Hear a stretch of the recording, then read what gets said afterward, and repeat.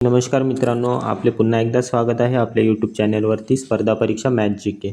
बघा मित्रांनो, आज आपण बघणार आहोत मुंबई शहर पोलीस 2025-26साठी अत्यंत महत्त्वाचे जी के आणि करंट अफेअर्सचे क्वेश्चन्स. बघा, हा आपला सराव पेपर क्रमांक 1 असणार आहे. आणि मित्रांनो, तसेच मुंबई पोलीसचा पेपर आता काही सोपा राहिलेला नाही आहे.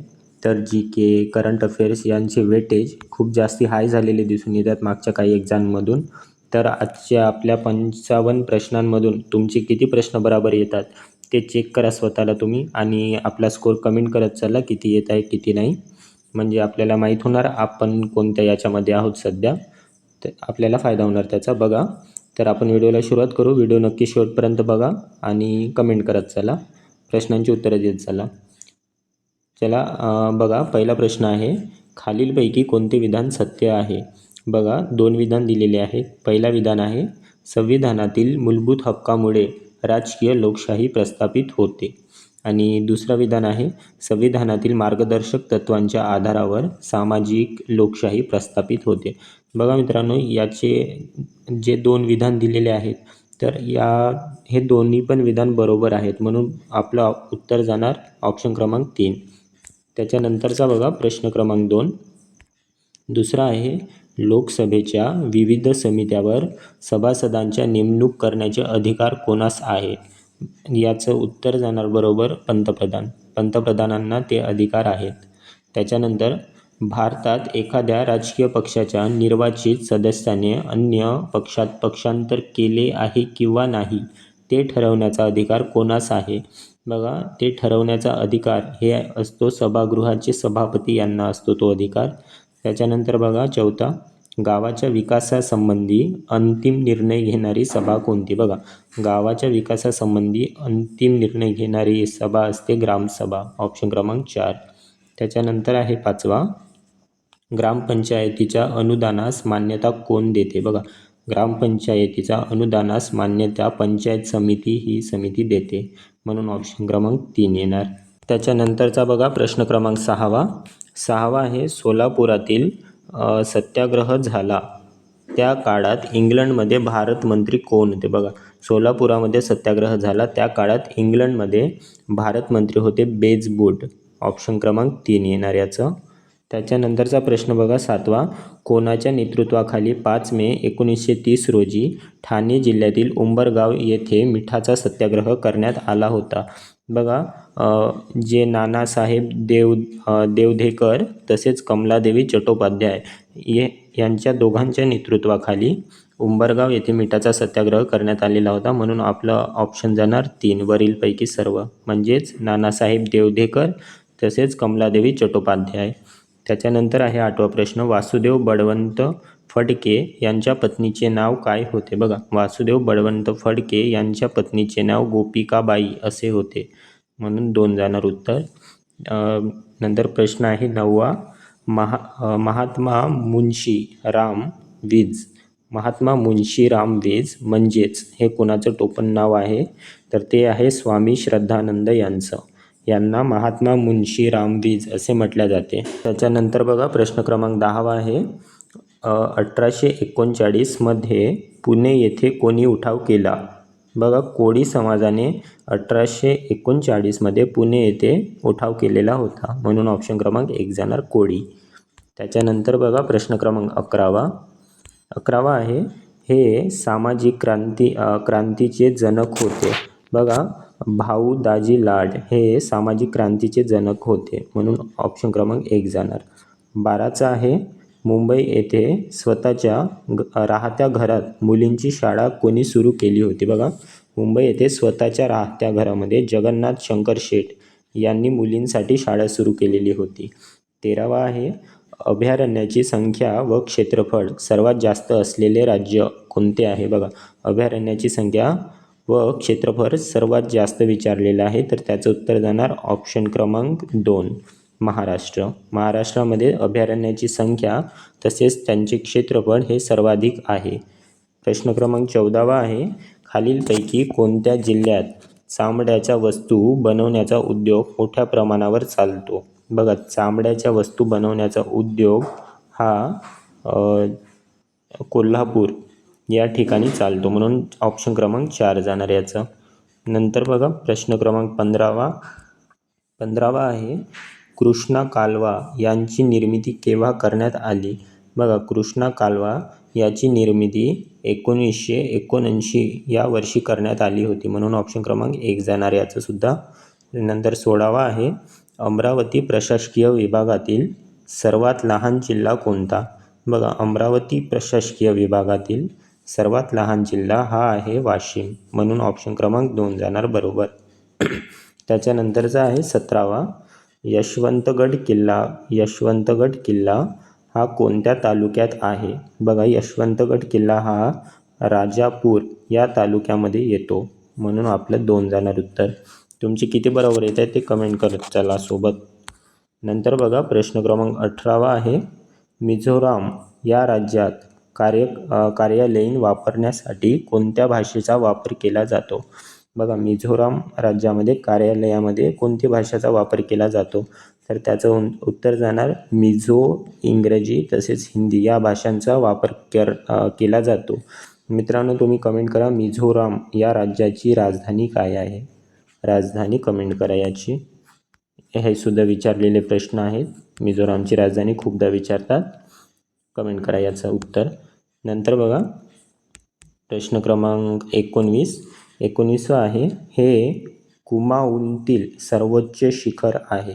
बघा, नंदादेवी हे कुमाऊनतील येथील सर्वोच्च शिखर आहे, म्हणून ऑप्शन क्रमांक 3 जाणार आपलं. नंतर बघा 20 आहे, दगड, गोटे, वाळू यांच्या संचयाने तयार झालेले मैदान कोणते? बघा, दगड, गोटे, वाळू यांच्या संचयाने तयार झालेले मैदान याला भाबर असे म्हटले जाते, म्हणून ऑप्शन क्रमांक 4 जाणार याचं. नंतर बघा 21वा आहे बघा, लोकसंख्या संक्रमणाच्या दुसऱ्या टप्प्यावर काय होते? बघा, लोकसंख्या संक्रमणाच्या दुसऱ्या टप्प्यावर जन्मदर उच्च आणि मृत्यूदर वेगाने घटतो. बघा, जन्मदर उच्च होतात आणि मृत्यूदर हा वेगाने घटतो, म्हणून ऑप्शन क्रमांक 1 जाणार. याच्यामध्ये लोकसंख्या वाढ होणार. बघा, जन्मदर उच्च झाला आणि मृत्यूदर कमी झाला, त्याच्यामुळे लोकसंख्या वाढ होते, ऑप्शन क्रमांक 1 जाणार. त्याच्यानंतर बघा प्रश्न क्रमांक 22वा आहे, कोणत्या प्राण्याला राष्ट्रीय वारसा हा दर्जा भारत सरकारने बहाल केला? बघा, राष्ट्रीय वारसा हा दर्जा हत्ती या प्राण्याला भारत सरकारने बहाल केलेला आहे. बघा 23वा आहे, ईशान्य मान्सून वाऱ्यामुळे कोणत्या राज्यामध्ये तटवर्ती भागात पाऊस पडतो? बघा, ईशान्य मोसमी वाऱ्यामुळे तमिळनाडू या राज्याच्या तटवर्ती भागात पाऊस पडतो, म्हणून ऑप्शन क्रमांक 4 जाणार. त्याच्यानंतर बघा 24वा आहे, नागरीकरणाच्या प्रक्रियेत मानवी वसाहतीचा विकासानुसार क्रम सांगा. बघा, विकासानुसार त्यांचा क्रम सांगायचा आहे. तर सर्वात आधी येणार शहर, त्याच्यानंतर शहर मिळून बनते नगर, नगर मिळून बनते महानगर आणि महानगर मिळून बनते सन्नगर, म्हणून बघा क, ब, अ, ड. बघा, ऑप्शन क्रमांक 2 आहे क, ब, अ, ड, म्हणून आपलं उत्तर 2 जाणार याचं. त्याच्यानंतर बघा 25वा आहे, शनी या ग्रहाचा परिभ्रमण कालावधी किती वर्षे आहे? बघा, परिभ्रमण कालावधी हा 29 वर्षे आहे. 29 वर्षे इतका शनी ग्रहाचा परिभ्रमण कालावधी आहे, म्हणून ऑप्शन क्रमांक 4 जाणार याचं. 25चा 4. त्याच्यानंतर बघा प्रश्न क्रमांक 26वा आहे, खालीलपैकी कोणत्या वर्षी स्थूल देशी उत्पादनातील वार्षिक वृद्धी दर सर्वाधिक होता? बघा, कोणत्या वर्षी स्थूल देशी उत्पादनातील वार्षिक वृद्धी दर हा सर्वाधिक होता? तर बघा याचं उत्तर जाणार 26चा 1998 ते 99 या वर्षी स्थूल देशी उत्पादनातील वार्षिक वृद्धी दर हा सर्वाधिक होता, म्हणून आपलं 2 जाणार उत्तर. नंतर 27चा आहे, रिझर्व्ह बँकेजवळ व्यावसायिक बँकांना ठेवावा लागणारा किमान रोख राखीव निधी म्हणजेच काय? बघा, रिझर्व्ह बँकेकडे जो व्यावसायिक बँकेना ठेवायला लागणारा किमान कमीत कमी काही रक्कम ठेवावी लागते डिपॉझिट, तर त्याला कोणता निधी म्हटल्या जाते? बघा, त्याला CRR असा या प्रकारचा निधी म्हटला जाते, म्हणून 2 जाणार उत्तर. त्याच्यानंतर बघा 28वा, आर्थिक विकासासाठी वित्त पुरवठा आणि किंमत स्थैर्याचा प्रयत्न याविषयीचे धोरण म्हणजेच काय? बघा, वित्त पुरवठा आणि किंमत स्थैर्याचा प्रयत्न याविषयीचे धोरण म्हणजेच मौद्रिक धोरण, त्याला मौद्रिक धोरण म्हटले जाते, म्हणून ऑप्शन क्रमांक 3 जाणार 28चा. त्याच्यानंतर बघा, शेतीचे व्यापारीकरण म्हणजेच काय? बघा, शेतीचे व्यापारीकरण म्हणजेच नगदी पिकांचे उत्पादन घेणे असा त्याचा अर्थ होतो, म्हणून 1 जाणार. शेतीचे व्यापारीकरण म्हणजे नगदी पिकाचे उत्पादन घेणे. त्याच्यानंतर आहे 30 प्रश्न, 30वा, आपल्या पहिल्या 3 पंचवार्षिक योजनांचे सुरुवातीपासूनचे सर्वात महत्त्वाचे आर्थिक उद्दिष्ट म्हणजेच. बघा, 3 पंचवार्षिक योजनांचे सुरुवातीपासूनचे सर्वात महत्त्वाचे आर्थिक उद्दिष्ट होते आपले समाजवादी समाजरचना निर्माण करणे. समाजवादी समाजरचना निर्माण करणे हे मुख्य उद्दिष्ट होते. त्याच्यानंतर बघा 31वा, मानवी शरीरातील इंद्रिय संस्थांची संख्या खालीलपैकी कोणत्या पर्यायाने अचूक दर्शविलेली आहे? बघा, मानवी शरीरामध्ये इंद्रिय संस्थांची एकूण संख्या ही 9 आहे, म्हणून ऑप्शन क्रमांक 2 जाणार. हा लक्षात ठेवाल, इम्पॉर्टंट प्रश्न आहे. त्याच्यानंतर बघा प्रश्न क्रमांक 32चा आहे 32 प्रश्न. बघा, खालीलपैकी कोणता गुणसूत्रीय आजार X गुणसूत्रामुळे होतो? बघा, गुणसूत्रीय आजार विचारलेला आहे आणि X गुणसूत्रामुळे होणारा ते सुद्धा, तर तो आहे रंग अंधत्व. हा आजार होतो X गुणसूत्रामुळे, X क्रोमोझोममुळे, म्हणून 3 येणार. 33वा बघा, काळपुडी हा रोग कशापासून होतो? बघा, काळपुडी हा रोग जीवाणूपासून होतो. जीवाणू म्हणजेच बॅक्टेरियापासून होणारा रोग आहे हा काळपुडी. त्याच्यानंतर बघा 34वा, किंग कोब्रा सर्पाची मादी एका वेळी किती अंडे घालते? बघा, किंग कोब्रा सर्पाची मादी ही एका वेळी 20 ते 40 इतकी अंडे घालते. त्याच्यानंतर आहे 35, इव्हॉन पावलॉव हे संशोधक कोणत्या विज्ञान शाखेतील संबंधित आहे? बघा, इव्हॉन पावलॉव हे प्रायोगिक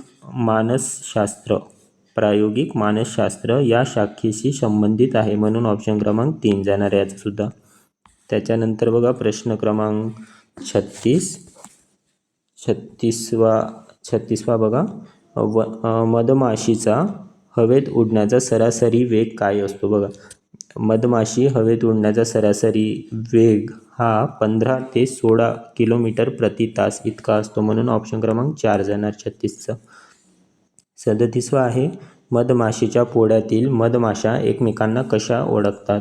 बघा, एकमेकांना त्या स्पर्शावरून ओळखतात. मधमाशा एकमेकांना स्पर्श करून ओळखतात. नंतर 38वा आहे, फोटो काढताना वापरल्या जाणाऱ्या फ्लॅशलाईटमध्ये कोणता वायू वापरतात? बघा, फ्लॅशलाईटमध्ये झेनॉन या नावाचा वायू वापरल्या जातात. फोटो काढताना वापरल्या जाणाऱ्या फ्लॅशलाईटमध्ये झेनॉन या नावाची गॅस असते. त्याच्यानंतर बघा 39वा आहे, फॉस्फरस वायूचा शोध कोणी लावला? बघा, फॉस्फरस वायूचा शोध हा ब्रँड या सायंटिस्टनी लावलेला होता, म्हणून 1 जाणार उत्तर. त्यानंतर बघा प्रश्न 40वा आहे, भारतीय रंगद्रव्य उद्योगाचे जनक म्हणून कोणाला ओळखले जाते? बघा, भारतीय रंगद्रव्य उद्योगाचे जनक म्हणून डॉक्टर कृष्णस्वामी वेंकटरामन यांना ओळखले जाते. नंतर प्रश्न क्रमांक 41वा बघा, रेडिओ तरंगाचा वेग किती म्हणजे कसा असतो? बघा, रेडिओ तरंगाचा वेग हा प्रकाशाच्या वेगा एवढाच असतो. जितका प्रकाशाचा वेग आहे, प्रकाशाचा वेग म्हणजेच लाईट, तो आहे 3 × 10⁸ मीटर पर सेकंद, म्हणजेच ॲप्रॉक्स याला केलं तर 3 लाख किलोमीटर प्रति सेकंद इतकाच रेडिओ तरंगाचा वेग असतो. त्याच्यानंतर बघा प्रश्न 42वा आहे, सोलर सेल कशापासून बनलेले असतात? बघा, सोलर सेल हे सेमीकंडक्टर याच्यापासून बनलेले असतात, म्हणून ऑप्शन क्रमांक 3 जाणार बरोबर. त्याच्यानंतर आहे प्रश्न क्रमांक 43, 43वा बघा, सार्वजनिक सभागृहात किंवा प्रेक्षागृहात ध्वनीविषयक दर्जा हा निकृष्ट ठरण्याचे कारण काय असते? बघा, सार्वजनिक सभागृहात किंवा प्रेक्षागृहात ध्वनीविषयक दर्जा हा निकृष्ट ठरण्याचे कारण हे असते निनाद नावाचं कारण असते त्याला. नंतर बघा 44 आहे, घरातील वीज परिपथ जोडणी ही समांतर जोडणी असते. बघा, काऊन असते असं रिझन द्यायचं आहे या प्रश्नाचं. घरातील वीज परिपथ जोडणी ही समांतर जोडणी असते, हे स्टेटमेंट अगदी बरोबर आहे. पण असं काऊन असते काऊनच समांतर जोडणी केल्या जाते? तर त्याचं रिझन आहे जास्त विद्युतधारा मिळवण्यासाठी. हे सुद्धा लक्षात ठेवा, जास्त विद्युतधारा मिळवण्यासाठी घरातील जे वीज जोडणी आहे ती समांतर जोडणी असते, म्हणून ऑप्शन क्रमांक 2 जाणार. नंतर आहे 45वा, एका माध्यमाकडून दुसऱ्या माध्यमाकडे वक्र किरण जात असतात, त्याला काय म्हणून ओळखले जातात? बघा, त्याला अपवर्तन म्हणून ओळखले जातात. नंतर बघा प्रश्न क्रमांक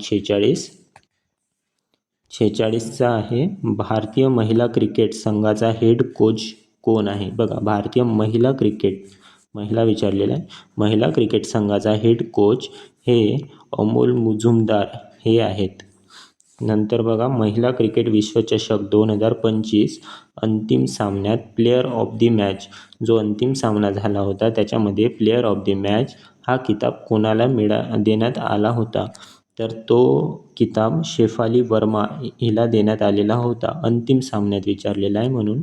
आणि पूर्ण प्लेयर ऑफ द टुर्नामेंट ही होती दीप्ती शर्मा या होत्या प्लेयर ऑफ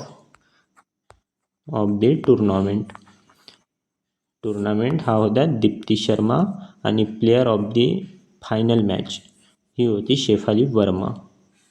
नंतर बघा प्रश्न क्रमांक 48 आहे, जागतिक सोरायसिस दिन कोणत्या दिवशी साजरा करण्यात येतो? बघा, जागतिक सोरायसिस दिन हा 29 ऑक्टोंबर या दिवशी साजरा करण्यात येतो. नंतर बघा प्रश्न 49, बिहारमधील गोगाबिल तलाव हे भारताचे कितवे रामस्थळ म्हणून घोषित केले गेलेले होते? बघा, हा करंट अफेअर्सचा प्रश्न आहे. तर बिहारमधील गोगाबिल तलाव हे भारतातील 94वे रामसर स्थळ म्हणून घोषित करण्यात आले होते. आणि सध्या 2026 जानेवारीपर्यंत 96 स्थळे आहेत आपल्या भारतामध्ये. इतकी आहेत, हे सुद्धा लक्षात ठेवा. करंट अफेअर्सचा खूप जास्त इम्पॉर्टंट प्रश्न आहे हा, एक्झाममध्ये येणारच हा. त्याच्यानंतर बघा 50वा आहे, भारताचे 53वे सरन्यायाधीश न्यायमूर्ती सूर्यकांत शर्मा यांचे मूळ गाव हिसार या राज्यातील आहे. बघा, त्यांचे मूळ गाव हिसार हे कोणत्या राज्यातील आहे? तर ते हरियाणा या राज्यातील आहे. आणि आपले 53वे सरन्यायाधीश सूर्यकांत शर्मा आहेत, हे सुद्धा लक्षात ठेवा, प्रश्नामध्येच दिलेलं आहे. नंतर बघा प्रश्न क्रमांक 51 आहे, 8व्या वेतन आयोगाच्या अध्यक्षपदी कोणाची नियुक्ती केली आहे? बघा, 8व्या वेतन आयोगाच्या अध्यक्षपदी रंजना ओमप्रकाश देसाई यांची नियुक्ती करण्यात आलेली आहे, म्हणून ऑप्शन क्रमांक 1 जाणार. त्याच्यानंतर बघा 52 आहे, आसियान संरक्षण मंत्र्यांची बैठक कुठे आयोजित करण्यात आली? बघा, आसियान संरक्षण मंत्र्यांची बैठक ही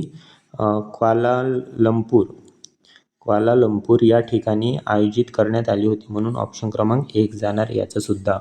नंतर बघा प्रश्न क्रमांक 53 आहे, खालीलपैकी कोणत्या शहरात तिसरा प्रवासी परिचय महोत्सव आयोजित करण्यात आला होता? बघा, तर तिसरा प्रवासी परिचय महोत्सव हा रियाद या शहरामध्ये आयोजित करण्यात आलेला होता. सौदी अरेबियाची राजधानी आहे रियाद, लक्षात ठेवा. नंतर बघा 54 आहे, सायबर जागो हा उपक्रम कोणत्या राज्याच्या पोलिसांनी सुरू केला आहे? बघा, सायबर जागो हा उपक्रम पंजाब राज्याच्या पोलिसांनी सुरू केलेला उपक्रम आहे. नंतर बघा 55वा प्रश्न आहे, कोणत्या देशाने कोग्निविरा इंटरनॅशनल पोलो कप जिंकलेला आहे? बघा, कोग्निविरा इंटरनॅशनल पोलो कप हा भारत या देशाने जिंकलेला आहे, म्हणून ऑप्शन क्रमांक 4 जाणार याचं.